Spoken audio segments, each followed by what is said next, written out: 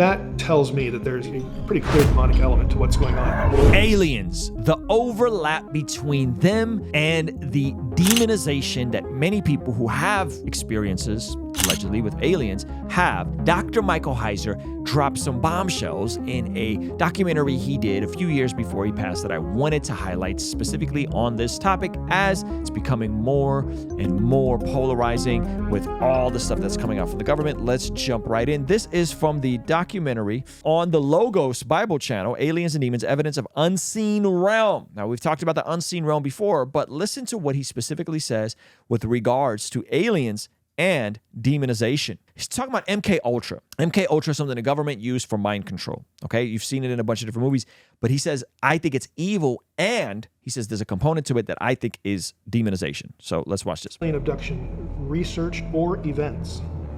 And I don't think that's a coincidence. So when I look at the subject, I think it's wicked. I think it's evil. I think people are deliberately abused in half a dozen different contexts. And this is the outcome. John Mack at Harvard, he compared it to shamanistic experiences. And we might even think of something like the Stockholm Syndrome, when you begin to identify with your captors and you feel special. You're chosen. Even though this was awful, they did it for a good reason. And I'm now their messenger. And this is where you get messaging.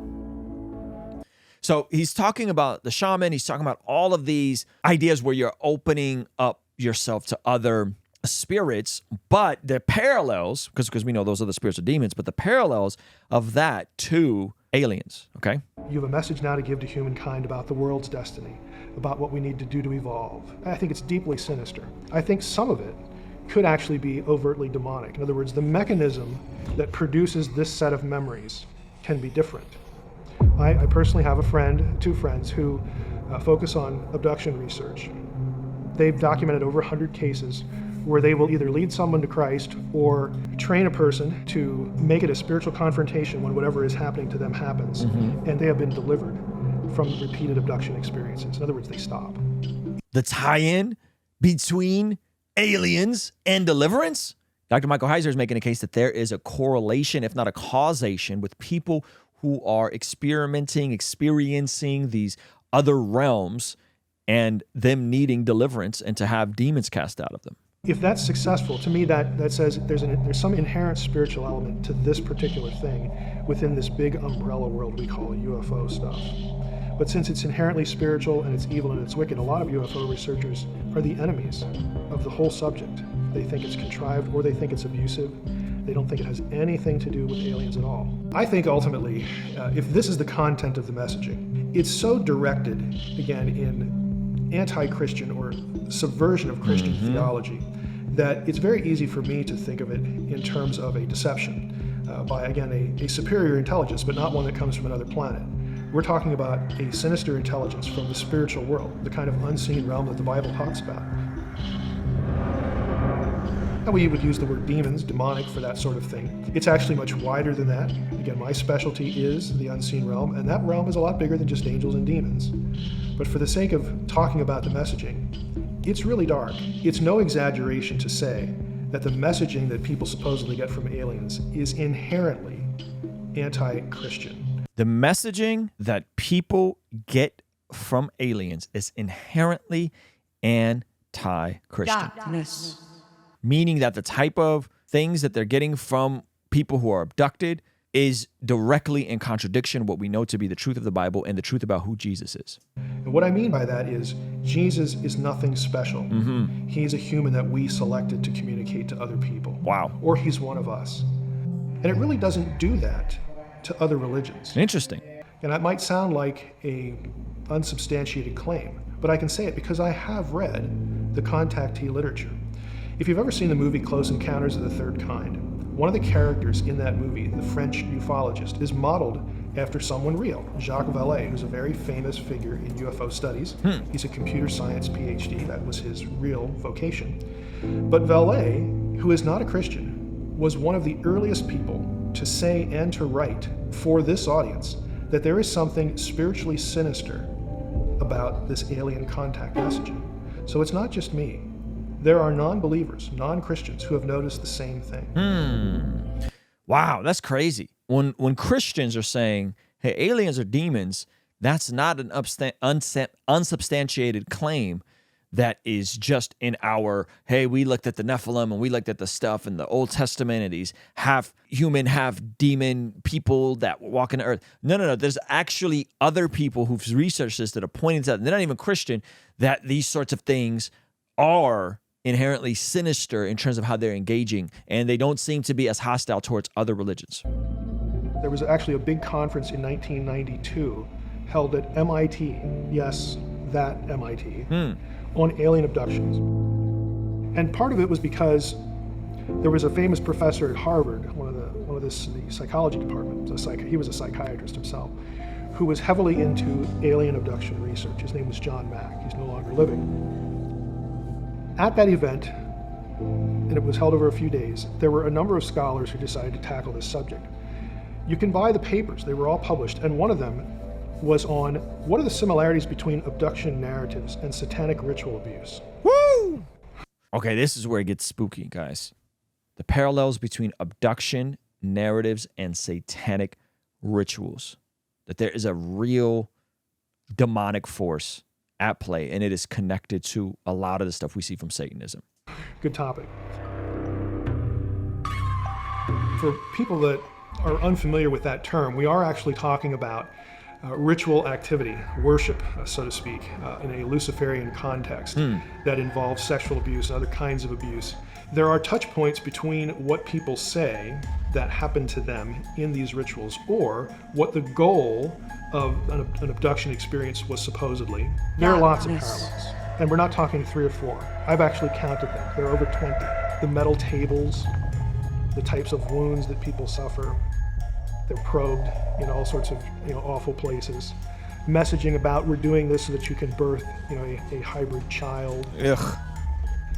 Now the kinds of things you would hear in a satanic ritual abuse situation or any sort of deliberate trauma episode that sort of linked itself to Lucifer or Satan would be, for instance, with children, where children are being sexually abused and the perpetrator might pass themselves off, even in costume, as Jesus. This is a sickness! Oh, that's awful. That's awful. That this sort of stuff is happening, which in terms of SA. For instance. And so the whole notion is to get the child convinced that God hates them, or that Lucifer is the real God and Jesus is their enemy. With adults, again, it takes on a different sort of flavor, although the messaging can be sort of the same. It can be a little more sophisticated.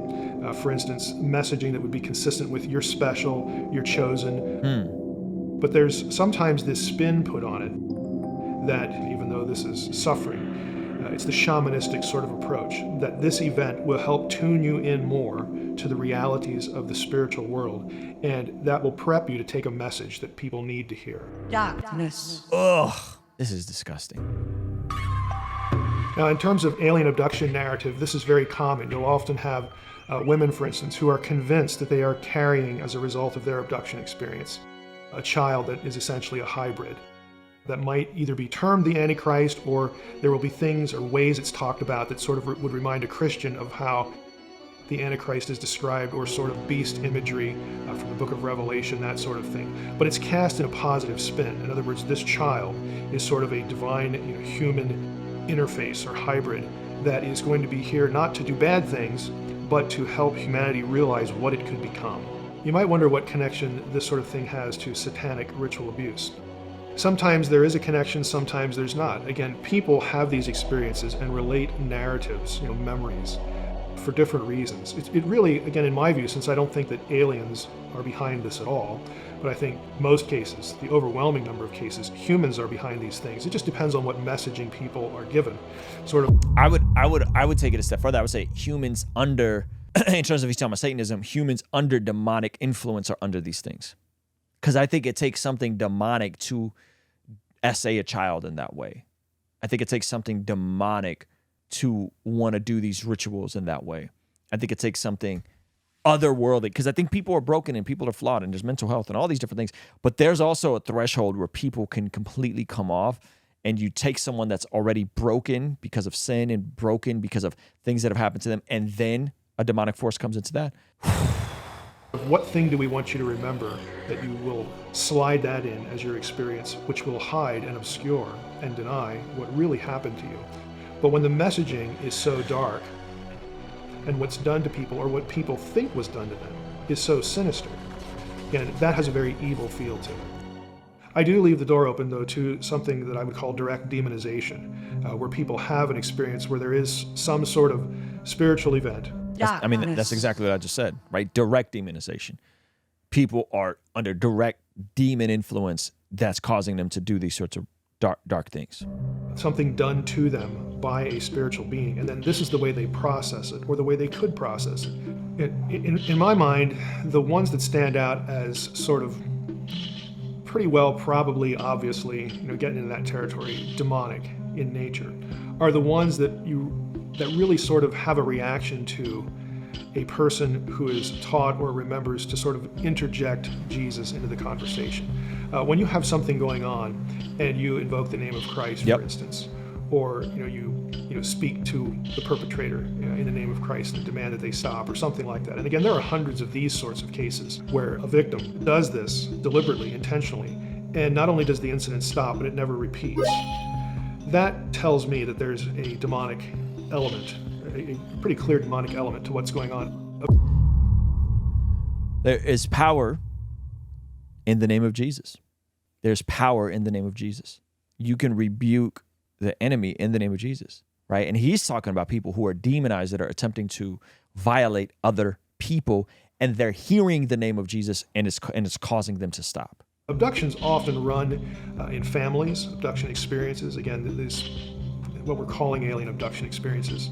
They either run in families or they repeat with particular people, quite frequently. It comes back. Okay, so we're gonna look at more of that clip, but I just want to speak to some of you guys, those of you guys that have experienced this sort of trauma in your childhood like I did, and have experienced these sorts of SA type situations like I did. There is power in the name of Jesus, right? And sometimes the things that impacted us from decades ago can kind of rear their head, and we don't really know how to navigate those conversations. And oftentimes it's literally just calling out in the name of Jesus, whether that's a bad dream, whether that's a weird thought, whether that's someone trying to violate you. There's power in the name of Jesus. So do not be afraid to call on the name of Jesus when you are tempted, when you are challenged, when you are having what some may or may not be a demonic dream. Do not be afraid to rebuke that in the name of Jesus. And this isn't me saying this to you. This is Dr. Michael Heiser, who's way smarter than me, saying that when you look at the people who are having these encounters, or you look at the people who have been abused and essayed in this regard, and they call on the name of Jesus and they use the name of Jesus to rebuke what is happening, that something happens. Something happens. And so I think that's extremely powerful, and I think we don't consider that enough, and we don't talk about that enough. So amazing job by Dr. Michael Heiser. We're going to look more of that from that documentary. We see, according to the Bible, that prayer is extremely important in terms of us being transformed from the inside out when we get aligned with God's will. For the Christians watching this channel, I want you guys to implement these spiritual disciplines in your day-to-day life. And the only way I've been able to do this consistently is through writing down my prayers in a prayer journal that does a few things. One, it allows me to reflect and come to God humbly and ask Him to move on my behalf. And two, it allows me to document my prayers, which ultimately help me remember the very things that I was praying for and see the hand of God tangibly in my life when He answers them. So I would urge you, consider writing down your prayers.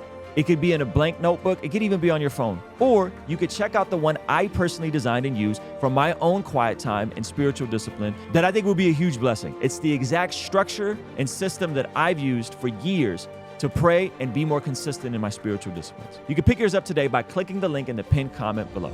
All right, I'll see you over there. Peace.